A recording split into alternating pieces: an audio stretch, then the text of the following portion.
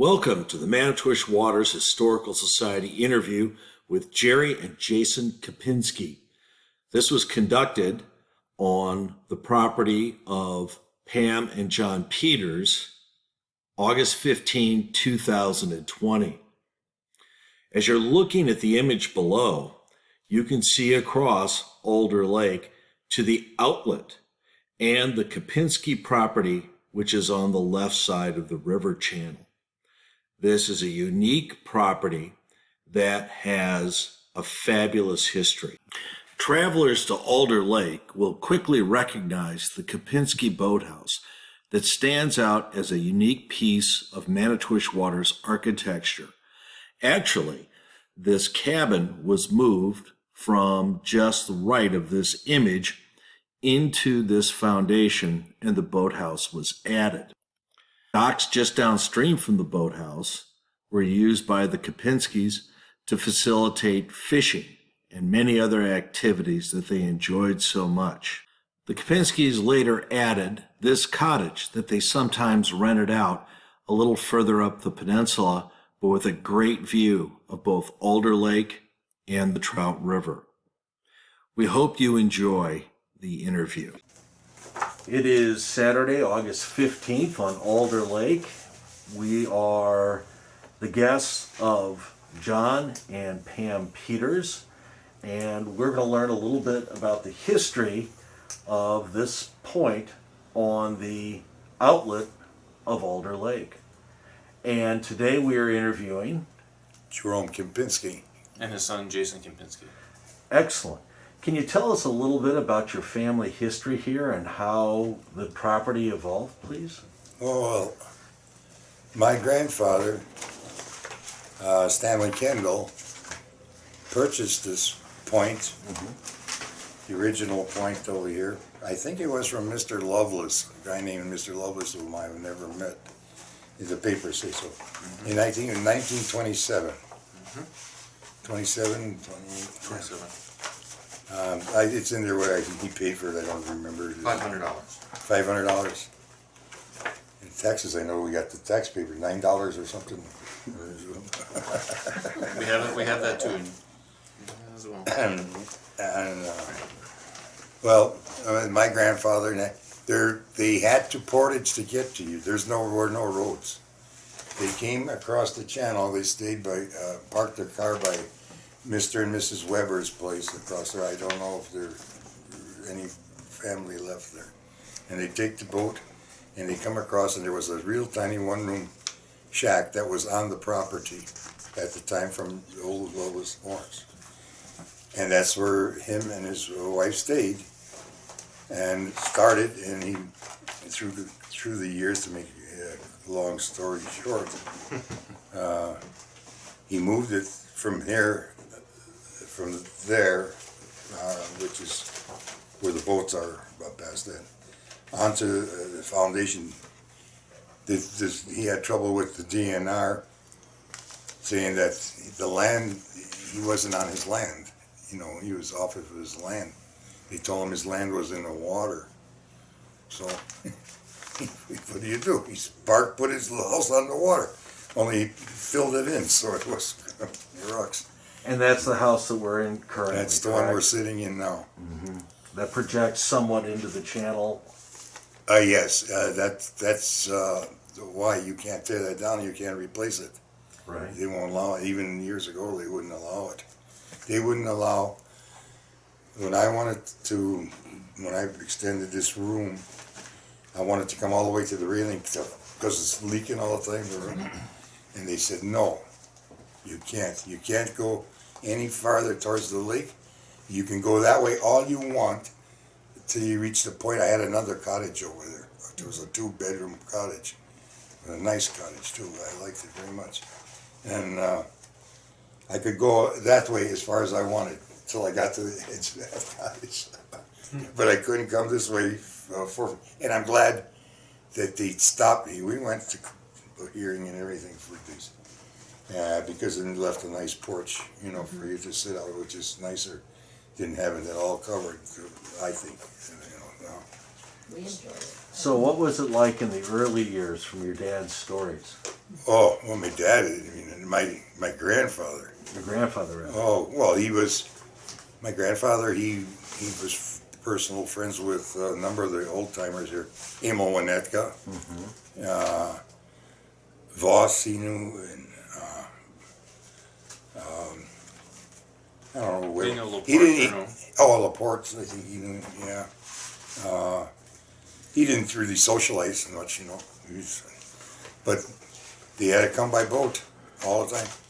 And when they put the road in down here, you know, him and his brother cut this road in to meet so they could come in off the road. So the Alder Lake Park Road that's by the campsites. And my grandfather and his brother went with an axe and chopped the trees down so they could get their Model T Ford in there, you know, and bring stuff in. That was heaven then. Oh my God, they didn't have to haul everything on a boat or in the winter when it was ice. And yeah, that's why it's so crooked, because every big tree they avoided, you know, they went around it, they didn't want to chop down any big trees, and that's how that started with that. Oh, and another story was electric. There's a lot of things about the electricity, you know. At one, You mean when they got power? That's all this. when he moved this cottage here and built this, there was no electricity here. And he had all kinds of storage batteries and a generator and charged them batteries up. And then you could have light at night. But they went to bed at dark and got up at light, you know. They didn't stay up all night, so they didn't use much. All the rest of us had kerosene lamps in the other cottage, you know, visitors and stuff. This was a resort. He was going to have a resort, a one cottage resort.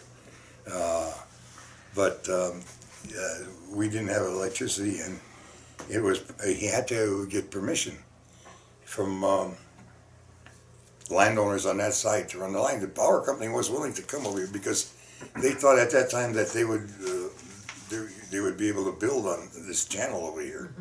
They thought they were going to build a seaplane base. Oh, they were going to have a seaplane base, So and that was. here, Would you yeah. believe that? I didn't even know that. Who was going to build a If you want me seaplane to, I can base? That's try and right. paraphrase it. And I'll That'd be take your time. fabulous. Please do so. So, July 28th, 1948, Mr. Stanley Kendall, dear sir, this is from Lake Superior District Power Company.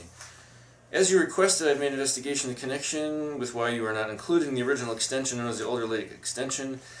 I find that at the time we first considered this extension and indicated that we intended to make a crossing of the river between your property and Urban's, we were informed that it was the plan of either the township or a group of local individuals that at some future date they expected to make a seaplane base at the mouth of the river where it comes into Alder Lake, which would be right there, I guess. Yeah, there is. This being the case, we were advised that an overhead crossing at this point would be objectionable.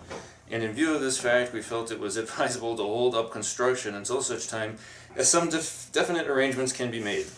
However, we will make a survey over your property. It might be contact some of the other people, property owners in the area, and get signatures from them. The thing we are concerned about is that if we put in a line on a seaplane base is established, without question, we will be requested to remove it from locality, which of course will be an expensive proposition both to you and to us. Fabulous. That's a story we never heard. That's a Thank you for favorite. sharing. And then he said, Dear Sir, enclosed you'll find a petition with the signatures of the property owners on Alder Lake and its outlet in the town of Manitowish waters. I am also enclosing a copy of the letter sent to me by Lake Superior District Power Company. I've gotten this petition because the power company will not consider making any further improvements unless it's assured in the future they'll be hindered by a seaplane base. Hoping you will cooperate, your neighbors. This is Mr. Raymond Arnold from Stanley Kendall, and then these are photostats of all the signatures on the lake at the time. Fantastic. Who were I those? think, yeah, here they all are. Weber, Kendall, This is Albert, That's the letter that goes with it. Betzer, And then this Weber, is the, I think Yep. this was the, We will. Dobbins. Is that- Dobbins back on? No. Well, he didn't finish it, but it's Dobbins. I mean, I wonder. I think it's just Dobbins. John Thiessen from. Helen Thiessen. here's All the decent. proposed line. I don't know what the date is, 48 on that one?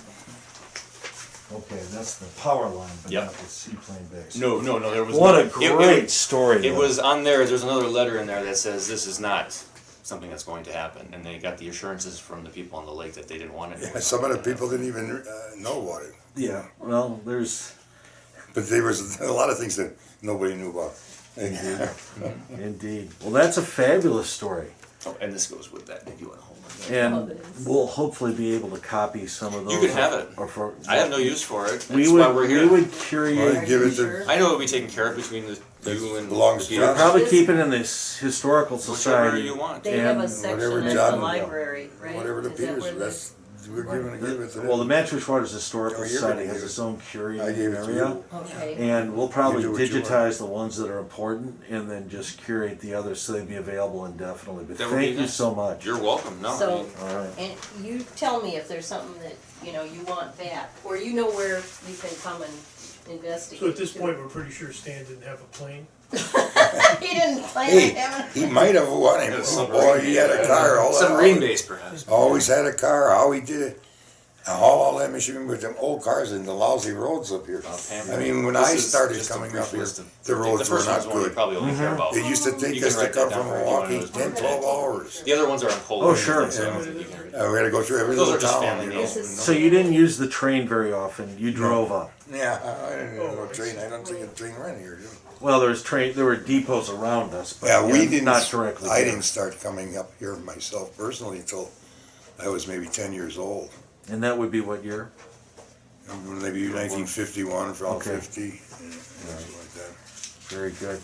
But my father, I think, came up here a couple times before that, you know, because it was, you know, it wasn't fun. We started coming here, we stayed in this cottage when it was over there, Yes. and with my mother. Well, that was a hardship for her. I mean, she didn't have any electricity. She had a oil. I don't know. It wasn't. I don't even think it was propane. It was Thank you. So I got- oil or This- gas or the thing- kerosene stove to cook on, you know.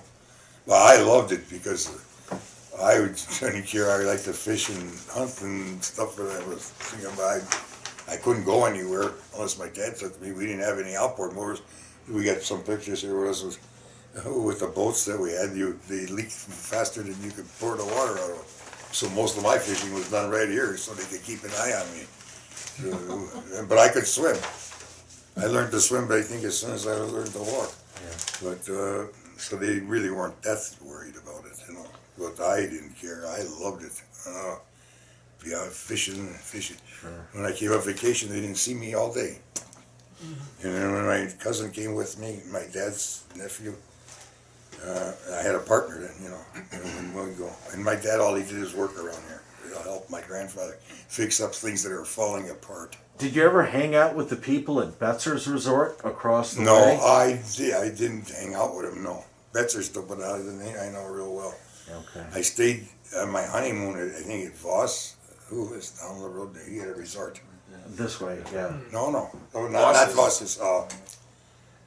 Not Johnson. I don't know. There was a resort right down here. Not showers. Ludwig's, there was a, Betzer's, Johnson? Ludwig's, Johnson? Christensen's. Johnson's was here across right here. across the way. That wasn't it was a resort, but next one down there was another resort. There's Betzer's and Sunny Cove. It wasn't Betsy. You were busy. Rosa, on your honeymoon. I Russell. think we didn't remember. Hot summer days. He was there a long time, but anyhow, Russo, because most yeah. of the resorts were closed already. I got married in October, and my godfather was mad because he says he had to cut his time here by 2 weeks before he went to Chicago. Instead of staying here, he had to come to my wedding. so and I'd bring my wife up here. There was nothing to do. I fished. I mean, you know. Well, you were trusting. Yeah, he was.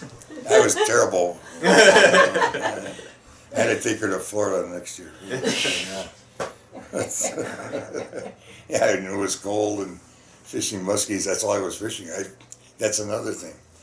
I started fishing when I got older. I started fishing muskies. I wanted muskies the worst way, you know, and so I did. And my parents and my aunts and uncles that would come up and visit, they were so mad at me. He said, "Go out and catch them flat ones. We don't want them muskies." You know? They wanted something to eat, you know. They wanted me to go get some crappies and walleyes and stuff.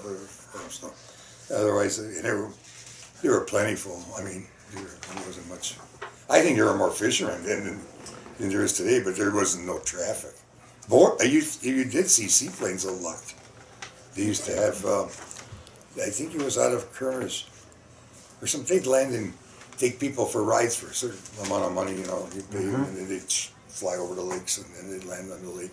They landed on here. A lot of times I see them on Wild Rice Lake. They landed on almost all of them. You could land, you know.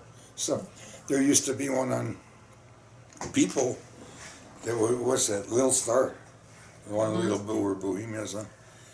Oh, they had the planes. The last time I was fishing in there, they still had the planes parked over We there. know those Yeah. people. Yeah. Those are the Sislos, yeah. But they no longer fly. Oh. But they're right across the road and they could push the plane over to the airport. Oh, Yeah. And he and his brother, and now his Yeah. son or grandson is Top Gun for the Air Force, so runs in the family. yeah, but my grandfather knew Amo, and that guy, him, I guess they were pretty close friends with him. Just didn't do nothing together. Just there weren't so many people. They say hello. You gotta go say hello to somebody. You had to drive, or go by boat. Did you ever go to Lovelace's bars that were out on the road? First on Highway 10 and then on Highway 51 where the No, Holland and I Dog never was? knew Loveless. I went to a lot of bars here. I knew everybody when I was here, but It may have been Marty Kane's. Marty Kane, I knew, yes. Well, that's that's Showers. the former Lovelace's Showers, yes. That's the progression with the... and- Oh, Shower, I went out with his daughters. Before mom, right? Yeah, or after.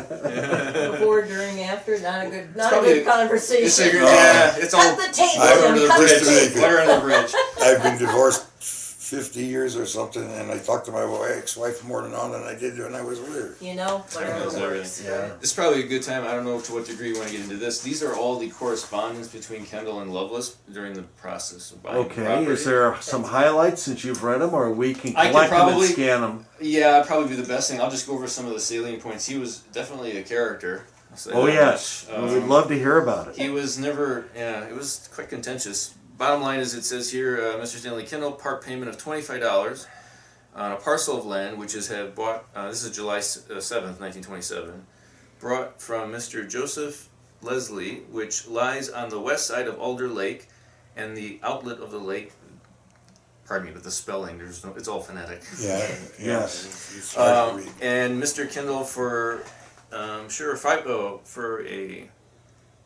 $500 basically, and one day August there will be a contract drawn for which their deliverance of contract. Kendall agrees to pay Mr. Lovelace the sum of $275, and he writes it out, and then the balance is to be paid in a 1-year form date of contract amounting to $200 for a sum total of $500. You can decipher it later. It's very difficult to read. But in the long and short of it, then he Oh, says, piece of paper. well, this is to decipher the grammar. They talk about the contract.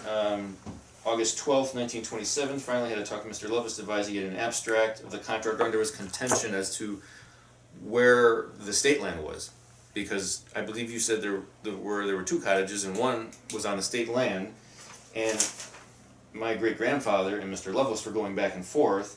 The sum of it is that Mr. Lovelace says, well, I'm sure the state wouldn't have a problem if it's just a little bit on their land. Does that sound like one? Yes. He had a lot of problems with Says the that. government survey more than less should give you an abstract now and then when your deed then you would want be brought down to date. Then on October of 1927, received your letter, taking much surprised to hear that Mr. Lovelace, Manitowish wife, dear sir, much advised to hear that you were unable to get an abstract of the title or a specimen of survey. Like I said, I don't want to bore everybody with the writing of it. It's really interesting, but it takes a long time to read it. So the property lines were in dispute have, and yes. not clearly defined. Yes, this Well- is from I can tell you that. I can explain that a little more. 1953. When my grandfather was under the impression This is a small that version that of the same property thing. was his, and they said it was in the water, most of it, and they didn't have any problem with this property here. The one that had the problem with was with the second cottage, and that was a big one, and that was almost all on state land. And he And he was living in it, he had it That for was- years. And that was the one that they tore that's over down. there, yeah. So your grandfather owned both government lots, 1 and 2. Yes. And one was, or government lot 2 was mostly in the water, and that's where This, this that's property this one, is. this one. Yep. Yeah, there's He's one real got good the map, same- it's there's the 3 same. maps. It's just, They're all identical almost, Okay. but there's one really good one. I think that might be. Right. The, So ultimately, did you have any trouble resolving that? Did you have any property disputes with the state? Oh, my grandfather did, not me. Okay. He was settled by the time Okay. He was going constantly to court in Madison, Wisconsin, and with the DNR. And he, in the meantime, he owned land in the corner, 11 and some acres. Him and Christensen, I think, bought a 40 or something. That's what my grandfather told me. And they split it, and half went, the closest half went to him, and the other half went to my grandfather. My grandfather bought it with the intention of trading 2 feet of his land for 1 foot of state land here. Trade the state, just move it, give that to you, and just put the edge it to me. And they wouldn't do it. that's this right here. They wouldn't do it. 1953. On April 1953, you called this office for clarification of points that had arisen in attempts to conclude the matter of your occupancy in the state forest land. After a full discussion of the subject with the aid of files, surveys, and maps, we believe a better understanding was reached. You stated you wished to proceed as outlined in our letters. That was to purchase from the state a parcel of land based on 150 feet of frontage on Alder Lake at $10 per foot. The exact description to be determined by further survey. So that's for the $1,500, and then that's when they gave up that corner land. Well, And then this is the deed of sale when they sold that corner property. It took them 2 years to clarify with the state, I believe you said, right? 1950. Where was the corner? The corner was Right out- in that bay up there, if you were to go along right where you turn into this road, there's where the lake bends, that was, Yeah. that was the, I think it was what are you talking about now? Grand Sylvia's land. What about it? That's when he basically purchased that land, or he. He owned that, and he gave it to my aunt when he, in the will. When he gave my father and I this point, It was 11 and point her that land. And she never came up here. She didn't like anyone, any part of it. And she was my godmother. And I ended up taking care of her before she did the last few years of her life. But she says to me, sell it, because she didn't want to pay the taxes all the time. Taxes were going up every year, of course, and there was nothing, but it was shoreline, and beautiful sand shoreline. Yeah, you tell me. And so I'm going to sell it for her. I should have bought it. But anyway, I didn't have that money anyway. But this real estate guy went there, and as it turned out, I think it was only 11 acres. Hey, that's something. 11.8. Yeah. And he offered me like, I don't know, 30,000 or something like that dollars. Yeah, I don't have I said, "This is nothing." And but it was at Showers. Somebody told me, go to the DNR. See, that's state land. They buy everything in there, and it's because it's a forest, a state forest. And I went down. They told me to go to Trout Lake. I went over there, and they were really nice. Talked to me real nice. He says, "Oh yeah, we're familiar with that." I said, "No." And I suppose they will, you know. And he says, "Yeah, well, I'll tell you." He says, "I'll tell you what we do. We go out there and we do all the surveying for you, us and you, but at no cost. We'll give you a price, and that's it. We won't hassle you, bug you. If you don't want it, you don't take it. You keep your land, and we'll keep the money." And I don't know what I think it was $67,000 or something. She got. What year was this exactly? Oh, this was When she sold it? Late 70s, probably. no, it was. Let's see, about 79 or something Okay, like that. very good, thank you. That's about right. I don't know, did you talk about the trade-off for the large cottage, the land? That's what I was reading off, the 1,500. Remember the... Well, yeah, Did you tell him about that already? I wasn't paying attention. I don't know if you covered that or not. well, let's just finish this one up over here. Sure. So anyhow, I sold it and they let her take it out in payments over 3 years, so she wouldn't have to pay a lot of taxes and stuff like that. But that's what it was. And that real estate guy was mad at me, and I told him, I said, you know, I would have sold it to the state anyways if he paid less, because I don't want any people over here on this side of the lake. The only people you could have sold it to is us, because we wish we had just a little bit more. Oh, don't you? Always And nothing my in our grandfather lives. wanted more. Yeah. He went in front of the judge. He had to go into the judge to get that thing Yeah. before the state sold it to him. They wouldn't sell it. We will And he love went it. dozens of times down to from Madison to Chicago to Madison, Chicago to Madison. And he wanted 200 feet, you know. And his judge said to him, So Jerry, just kind of interesting to me as a resident here since I was 5 years old. okay. This sand beach property has been just a magical part of this lake and frankly the entire chain. And so it appears to me that your family went to great lengths to make sure that stayed in the state and wasn't developed and had this, Northwoods feel to it. Am I correct? That's right. That's right. And that's a great legacy for our town and our chain. Should call it Kendall Park, shouldn't we? No, Or Kempenski, no, because this used to be called Kendall's Point. And then I got it, my nephew made it sign Kempenski Point. But he was Kempenski. His was his name. He should have changed it. He changed it to Kendall when he was young, What is your preference for the name of this property? And your dad and grandpa, what were they? Kendall Point? No. Kempenski, because he was a Kempenski. Okay, that's good to know.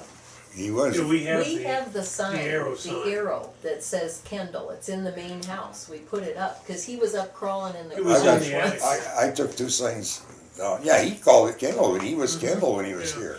You know, I saw a little bit of history of why he might have changed his name because you didn't know when we talked about it. The owner of Ketzinger, where he worked, the machine and tool guy, he changed his name. It was at that period in time where Edward Kitzinger, that company, when the son took over, the son changed his name, and I think it was politically Well, at the my time. reason my grandfather told me was he could get a job easier if he changed his name. He couldn't get a job because of his Polish descent or something, And so that's why he changed his name. He And says. when I read this about the Kitzinger company, I thought, well, this was the same time period as your grandfather working there, and it would have been an example. Hey, he changed his name, why wouldn't I change Oh, yeah. mine? Oh, It his- kind of, His brothers changed the name. One changed it to Kemp. That I can understand. Just shorten it, just Kemp. And so he his stole it. brother, the one who helped him cut the road, I don't know if it was the one. Yes, that's the one that helped him cut the road. Yeah, I think. few of He's them. good. yeah. So was there ever a resort that operated here? Not a resort, but he got that cottage. Did you see the car? Did he rent it out? Yeah. Yes, I'll show them to them. Actually, I have them here. Okay. You can keep a couple of these if you like. I have some for my own Sure. possession. And what There's years several were of they them. rented for the most part? I don't know. And there's Point and on the back, he's got like directions to get there. You can keep a couple of them, obviously. Oh, you keep one, Jim, and I'll keep one. Well, how about that? I love it. And on the back of it, You it gives want you the directions direction? from, I think, Illinois how to. Rates reasonable. We had a funny story from one of the kids whose parents used to rent here. He came by in a kayak one day in 2003 and said, best days of my life were in this cottage. And he said one year when they were driving in, and Stan came running down the road screaming about, "They're raising them, I gotta raise the rent, the taxes are going crazy." They had raised the taxes to $37.50. And so he raised their weekly rent by $2 or something like that. But he said he and his brother just loved being here. But he said that your grandfather couldn't hear, but he Yeah. never wore his hearing aid. Well, So he had the said old-fashioned one. kinda, was always yelling at everybody because he couldn't hear. See, I could talk to him. I could sit and talk to him just like this. If you and I just talked like he could hear me. He told me, "Don't holler, don't holler." He says, "I can hear his older brother." I think it was, or my Scott or Greg. Greg. go up and grab his hearing aid and talk right into it, 'cause the young kids couldn't understand that he couldn't hear, you know, so they thought the louder they talked into that thing, the better he could hear it, and it didn't work, but, so we had a lot of fun with that, but, You had mentioned that you caught some muskies over 30 pounds on this lake. Do you have a Yeah, few 30. fish stories I for don't know us? to what degree you're I, interested in this. This is kind of getting into the weeds. This is the tax. well, those were the bill biggest ones I 31 caught. on. I caught them right out on Alder Lake Oh, too. you either- you can I didn't keep catch them in the same what? year. I fished much. And we'll- I fished in all the organize it as best tournaments as I could, here and you can for maybe the first destroy 10 it, years, obviously, even when I but, yeah. left here. I You think come they're up for more the or less? tournament, always to fish the tournament. And The roads are a little bit better, so I'm gonna guess. I stayed by my friend in Presque Island, we'd fish the chain I told you lakes what the here. property across And the road sold we, for. Oh, you had said that, what was I yeah. gonna say? You know what the number is? I have 2. We, Yeah. 2.8 million. Oh wow. well, we fished the whole, Well, no, They did a I lot knew, of- I knew If they about would take 5 the lakes. 2, would've been I could more, go out but there I and won't pay smell a penny more than the air, and I knew that they were gonna bite.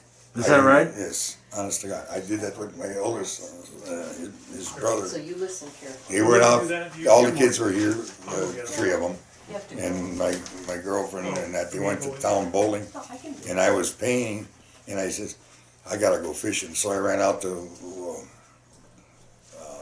Manitowish Lake, but the little Manitowish, the little one in Yes. there. I went in there, and I caught about a 15 or 18 pound muskie. I knew right away. A lot of times I knew where they were because they'd follow up and I'd just keep after them until I caught it or something. Right. And then they came in and they came back from town. I says, "Come on, let's go fishing." I says, "They're gonna bite, you know." And he was, I don't know, Scott was maybe 12, 13. They're gonna run right out here, and it was windy and stormy, kind of coming up, and about 5 casts, and he snagged. He gets it on a little Neps number 5, and I'm glad because I wanted him to catch the fish anyways. You know, I caught enough of him, and he caught it. And I got that one mounted. Well, it's for him. He's got it mounted. He's got his own home in Cedarburg. He's working on the rec room or something for us. So. But yeah, that's here. I was with my brother-in-law, and we went out in the morning, early in the morning. We went out right out here, right around the campsite. There's a weed bit out there, and there's some good maps in here and stuff and things. And I don't know if they're still here. And I caught that one on a mirror lure, the first one, 31 pounds or something it was. And my brother-in-law was in a boat. And ironically, a couple of years later, I had his son in the boat with me, and in the same spot I caught another one, 31 pounds or 30 pounds, just over 30. I had them mounted. I had one out here in the channel, right in the mouth here. Yes. And that was before I was really a big, started muskie fishing. I had a spinner out with a supersonic. Boy, I used to kill the walleyes on a supersonic. And that's an antique lure now, but I got about half a dozen of them. And I threw it out and started trolling with it, you know. And my grandfather and my dad were on this porch, Okay. well, you know, just talking and shooting the breeze and watching me fish. And all of a sudden that rod goes to the back of the boat and I just catch it in time, you know. I just get it in time. And I'm fighting this fish with a spinning rod. I wasn't fishing muskie. And fighting that thing. And, oh, gosh, I don't know how long it was. Maybe just a couple of minutes, but it seemed like hours to me. And all of a sudden the thing leaped out of the water right in front here, the whole fish. And that fish was on you like that. And he threw the plug. And my grandfather says, "That's the one you should have caught." He says, "Jerome, that's the one you should have caught." And I would, Your rods are probably still here. There was a rack down in the boathouse, yeah, and there were about 5 or 6 rods in there. I don't think you're lying. They're probably from the people that bought them. These are really old. There's one of them that looks like a rocket. It has it has a reel that's right in the handle. I don't remember missing any. Oh, well, maybe they're not there either. The next generation. It's probably the thing he would have taken for sure. Yeah, I robbed. You know, this place was robbed one winter, and they took a lot of fishing equipment. What they didn't steal, they broke. Yeah, that was the That's real sad. I'm sorry. I know who it was. Well, we had them in here for the longest time. They got moved. They were clearing the brush for that power line every so many years, you know. Yes. Cut it away.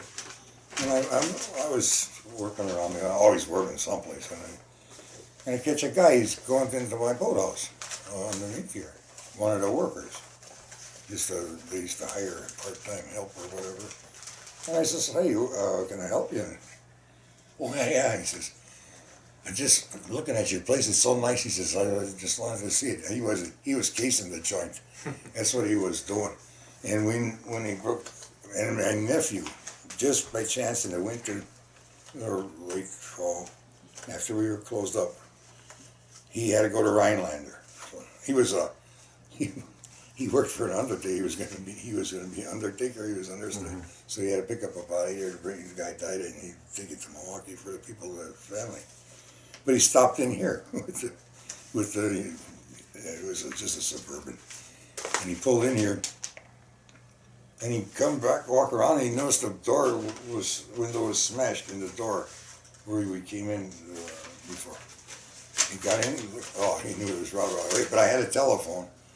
The telephone we always shut off. But if you came in there, you could call, it would automatically go on, and you get your bill. Yep. So he called me, and I told him to call the sheriff's department. Yep. Not the local police, it's the sheriff's department. And he did that. The detectives came over here and did all they could, and then I got Butch Thiessen. Sure. He to fix the window for me, and I'd pay him when I'd come back up. And, Right. So I did a lot of work with him.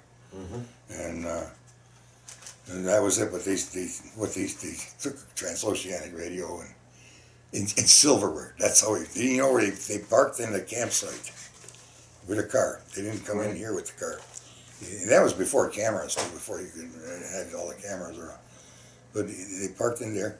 And the reason I know is one year I walked from here to the campsite through the woods. Yes. Through the shoreline, taking a look at it.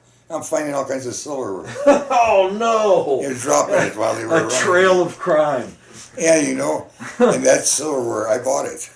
I paid $10 brand new for the whole set. They stole a $10 piece of junk more than almost any other thing. I had guns in that, but they were all hidden in secret compartments. They never found them. Wisely. Yeah, my outboard motor, I had secret compartments. That was my grandfather's thing. He had secret compartments. He'd hide screws and nails and be afraid somebody'd steal them. In the winter, he'd take his workbench. I was wondering, what the heck is this little thing? Real tricky, really, a lot of work to make this stuff. The door opens up and there's a bunch of lousy screws and nails and stuff like that. Maybe they were copper, I don't know. Like I was telling John that he'd take his drill press home every winter so nobody would steal it. And the thing, I sold it for junk. You heard that? Sorry, I sold it for junk for his iron in it one time, but that's the way he was. He was afraid. Where were we? Well, we're talking about muskies, and then we're talking about fishing rods, and then you talked about the break-in on the property. Yeah. This is going quite well. I encourage you just to go with this stream of thought, follow your documents and pictures. Because I can't look at any inch of this place without a story coming up, Well, I think just the real quick thing I wanted to bring up, and then I'll let you take over, is this is just for this is the important chronology. stuff. This is before me. But this is just documentation which you all can have. Great. Of when I'll give the center, you can give them more details, but the larger cottage was pretty much where those three trees are, right where that yard arm is, or whatever you call it. And there was debate as it being on state land, or he was right on the land, and he went back and forth between the state. He was going to trade that land, that 11 acres in the cove or whatever, like 2 feet there for 1 foot here. And they said, basically, no, you don't need to do that. We'll give you 150 feet of shoreline for $10 a foot. There was a judge that made a decision. Right, and that's all of this correspondence between The 1953. state wouldn't do nothing. And this is the quick claim deed regarding all of those They give it to correspondence. John. And then this is a tax statement of 1959. It itemizes basically when everything was done. It says in 1928, the 0.8 acres, which is what this property is itself that we're sitting in now. Then property 2 was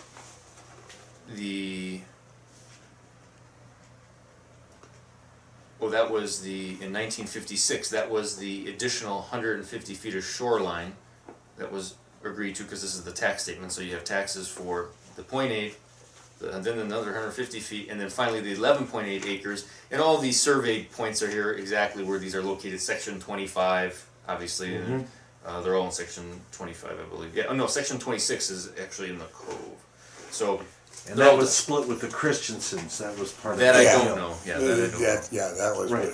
And that that's- property was never in I know contention you'll that have they time to owned read it. through it and make sense of it. But like I said, when he saw, I don't know what he did with his.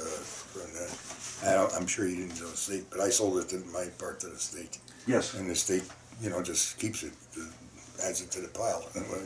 Did the part we talked about that was underwater or swamped, or was that included in this, or is that a separate? That was part of the original purchase in Yes. 1927.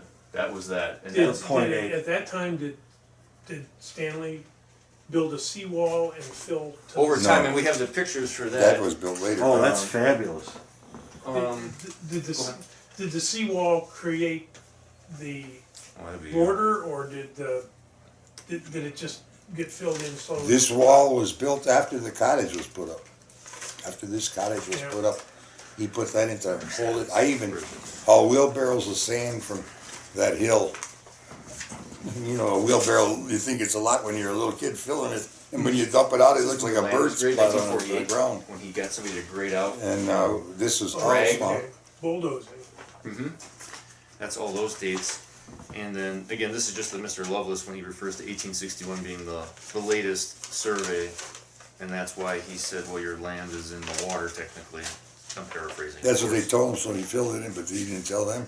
And he didn't, at them days, you couldn't do that today. You couldn't. Oh, no. You couldn't. Not even close. You couldn't. You can't even put a pier up or anything. I mean, today.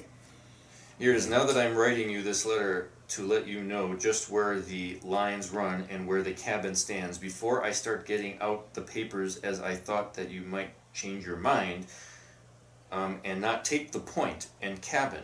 But I will say that you will make no mistake, even if the point is small, and I think you will have no bother with the state. Yes, they love it. State forming that my land from you, hope to hear from you soon, and that,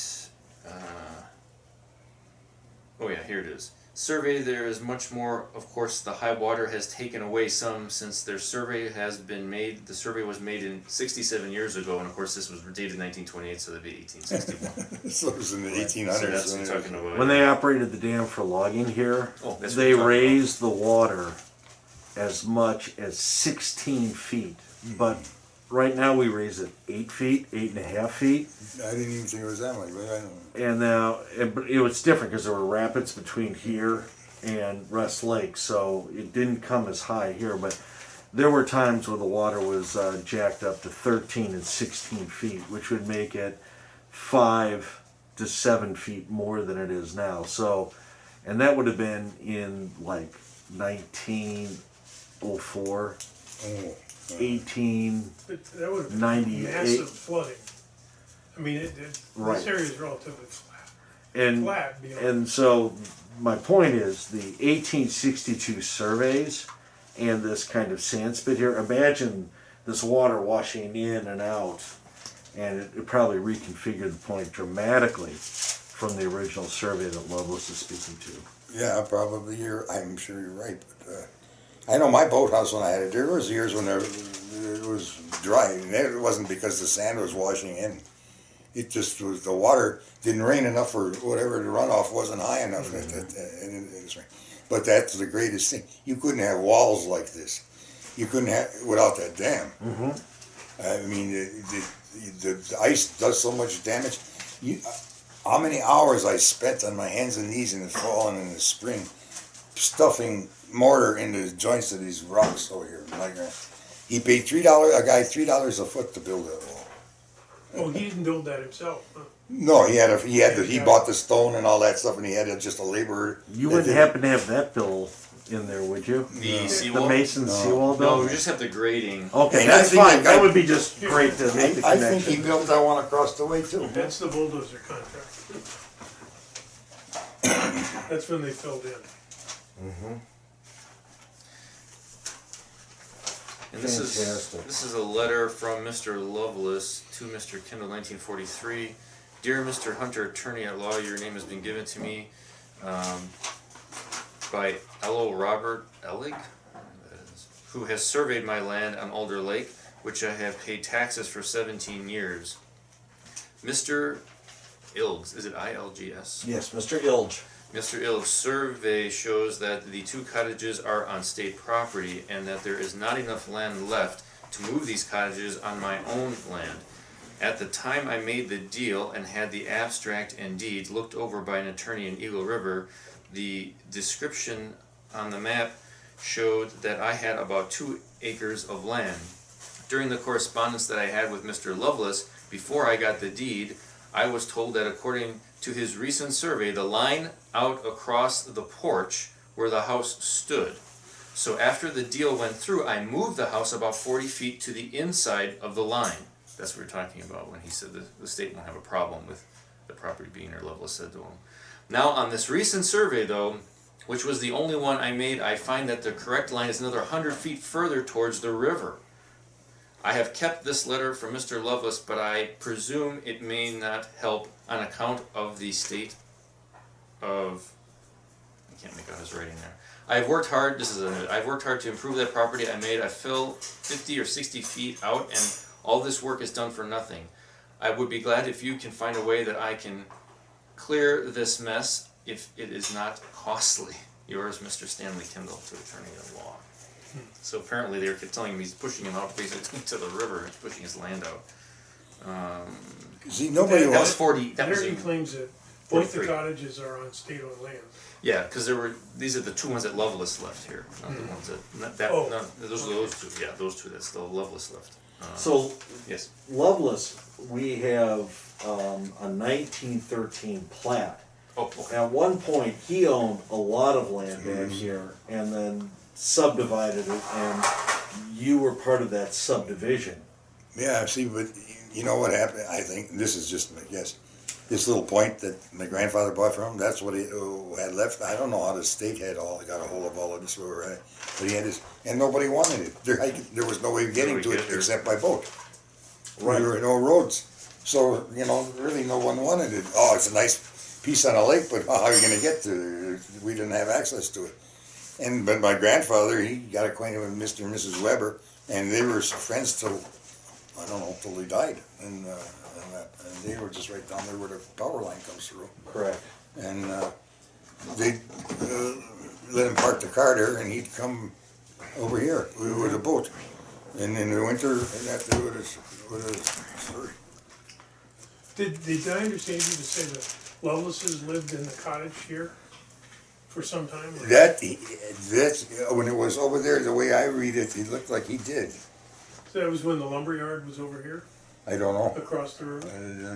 Mention the lumber yards and there. you mentioned the logging, Or logging, I guess is what. that's what he mentioned, I think. Well, the logging, yeah, and the logging raised and lowered the water, but Lovelace ran a mill here as well, the Mill Point area. At one point, he actually put a dam across right in this area, probably just before you guys purchased Probably. this land. I don't really. And he was then, further modifying the flow of water and the stream. So this would probably be a good way for you to kind of just bounce off some things. So these are some of the earliest pictures. These are things that I have that went in order. Now, I'm going to step out for a minute. I'm going to get some Post-it notes because at some point, if you wanted to mark these or if you wanted to leave it here and mark, and I'll copy what you want. These are ones that I keep for my own, but these are mixed with family pictures. But you can pick out obviously the ones that pertain to up north. And for example, Dad, you can probably this is the shed. I think. That's the shed. That is They where lived in. My grandfather and his wife lived in this shed. This is the early When they 40s. were working on this cottage when it was over there, he parked there. Well, they didn't have a car then. I don't think there was a road yet, but it was later. But that shed was still there. And he had secret compartments in there. And that's where the current cabin is, right? We hope you enjoyed the interview with Jerry and Jason Kempinski. and their family stories here on Manitowish waters and specifically Alder Lake. To the right, you can see Jerry with some of those flat fish that were prized by Kempenski family members who enjoyed a good fish fry from time to time. I want to thank both Pam and John Peters for facilitating this interview and hosting it on the very boathouse that was featured in so much of the interview. For those of you who are interested in sharing your family legacies, as the Kempenskis and others have, please reach out to the Manitowish Waters Historical Society. You can see our mailing address and email below, and we have a wealth of information at mwhistory.org. These stories, photos, artifacts, and insights go a long way in preserving the identity of our community. Thank you.